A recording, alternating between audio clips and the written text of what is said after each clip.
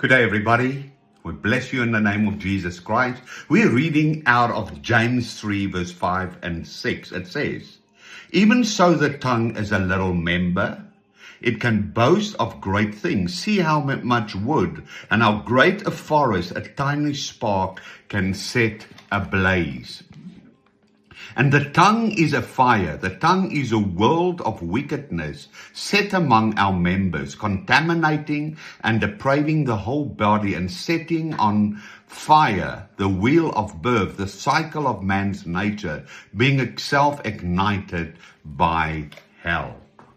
Oh, this is something, especially in the times and seasons that are so difficult, and we are really being tested. And when the spiritual world is so active and there's so much chaos in the world, we need to look at our tongue. And this is so important. See, this scripture is a warning about the tremendous spiritual power of our words. The tongue is small. It can either become an instrument of God, or it can set a fire. It can become a weapon of destruction.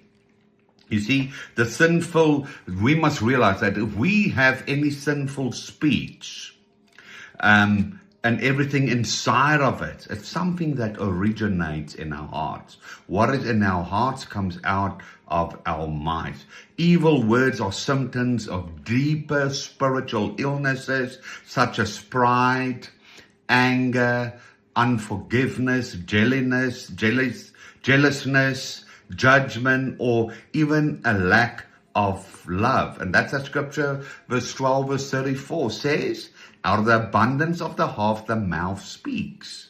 So our heart controls our tongues. You see, so James here is not merely teaching about better manners. He's calling for the purification of the inner person, purification of our hearts.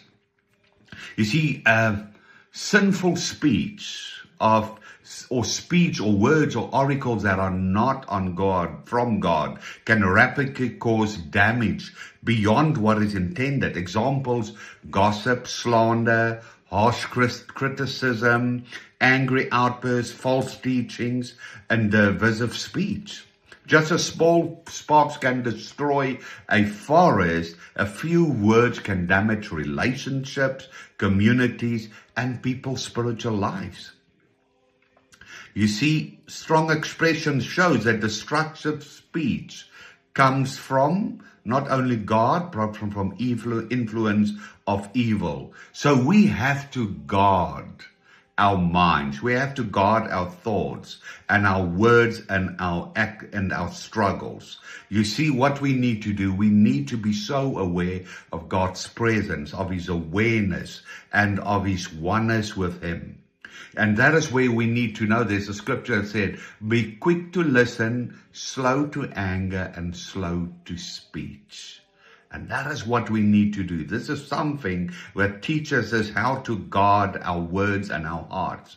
And what is other things? The tongue is meant to be sanctified. And we need to sanctify it through prayer, through worship, through encouragement, through teachings, through building up others in life, through really communing and staying in prayer and oneness with God all the time. And we need to ask ourselves, do my words bring peace, or does it bring division?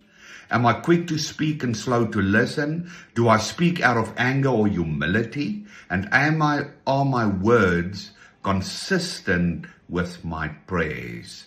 This is so important, and our prayers and our words will be so much better when we walk in that theosis, that participation, that oneness with God, and when we become whole in ourselves. So our words is a guide actually about our wholeness, the wholeness of our hearts. Let's guard our tongues so that God gets glorified in it. I bless you.